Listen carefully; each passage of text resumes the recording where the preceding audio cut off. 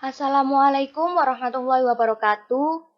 Di sini saya Kurnia Rahmawati dengan NIM P17120183027 dari Anafarma 2A akan menjelaskan tentang logam berat kadmium dalam obat tradisional. Lalu pada penjelasan kali ini akan dibagi menjadi 6 poin penjelasan, yaitu yang pertama pengertian, yang kedua efek dalam tubuh, yang ketiga gejala, yang keempat penyakit, yang kelima contoh obat, dan yang keenam yaitu metode analisis.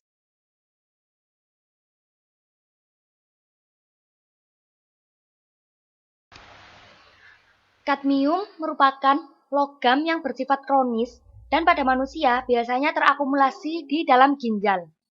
Keracunan kadmium dalam waktu yang lama dapat membahayakan kesehatan paru-paru, tulang, hati, kelenjar reproduksi, dan juga ginjal. Logam ini juga bersifat neurotoksin yang dapat menimbulkan dampak rusaknya indera penciuman.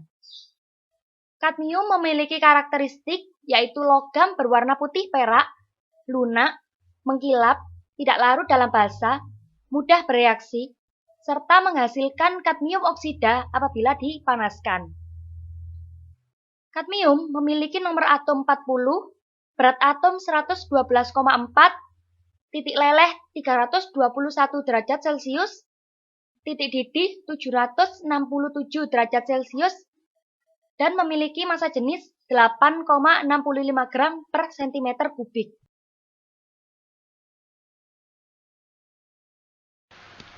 Selanjutnya, pada slide ini dijelaskan efek kadmium dalam tubuh. Menurut Palar 2004, terdapat 4 efek. Yang pertama yaitu efek kadmium terhadap ginjal. Kerusakan yang terjadi pada sistem ginjal dapat dideteksi dari tingkat jumlah atau jumlah kandungan protein yang terdapat dalam urin. Petunjuk kerusakan yang dapat terjadi pada ginjal akibat logam kadmium yaitu terjadinya asam amniouria dan glukosuria, dan juga ketidaknormalan kandungan asam urat kalsium dan fosfor di dalam urin. Yang kedua yaitu efek kadmium terhadap paru-paru.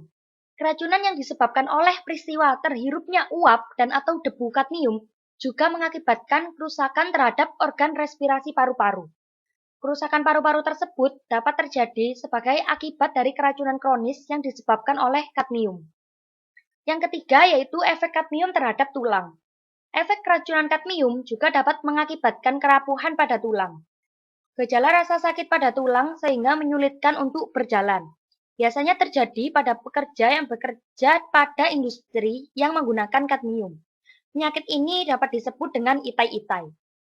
Selanjutnya yang keempat yaitu efek kadmium terhadap sistem reproduksi. Daya racun yang dimiliki oleh kadmium juga mempengaruhi sistem reproduksi dan organ-organnya. Pada konsentrasi tertentu, kadmium dapat mematikan sel-sel sperma pada laki-laki. Hal inilah yang menjadi dasar bahwa akibat terpapar oleh uap logam kadmium dapat mengakibatkan impotensi.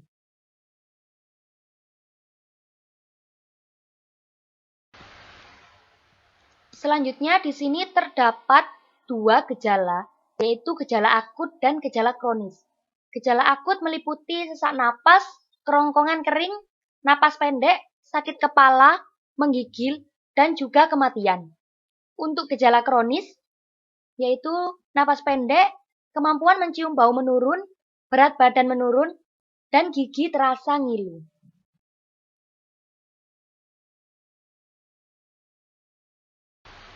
Selanjutnya ada penyakit-penyakit yang dapat ditimbulkan akibat keracunan logam kadmium, yaitu diantaranya tumor, penyakit itai-itai, kanker kulit, melanosis, penyakit jantung, kanker payudara, kerusakan tulang, pembentukan artritis, dan juga hipertensi.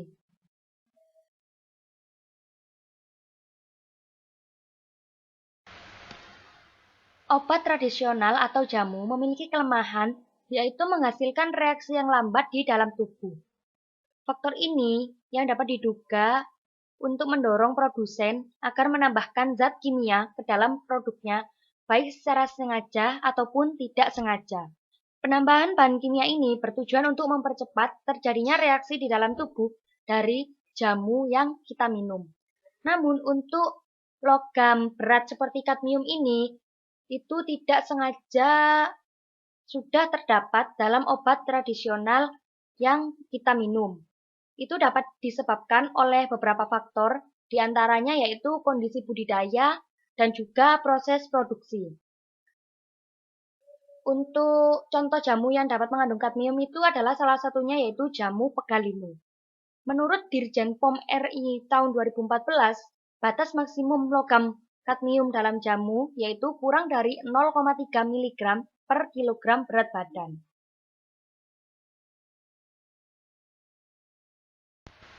Pada slide ini telah dijelaskan alat dan bahan. Di antaranya yaitu bahan yang digunakan yaitu sampel H2O2, HCl pekat, dan juga HNO3 pekat. Untuk alat yang akan digunakan yaitu spektrofotometri serapan atom merek Shimadzu tipe AA7000, spektrofotometri serapan atom uap dingin merek Shimadzu tipe AA6300, lampu HCl kadmium, hot plate, kaca arloji, Erlenmeyer, dan juga kertas Wattmann nomor 42. Selanjutnya, untuk prosedur pada preparasi sampel yaitu dengan cara menimbang sampel, melarutkan sampel dengan HCl pekat dan NO3 pekat, dipanaskan, lalu ditambahkan dengan H2O2, lalu dilakukan penyaringan dan hasil destruksinya dapat dimasukkan ke dalam labu ukur.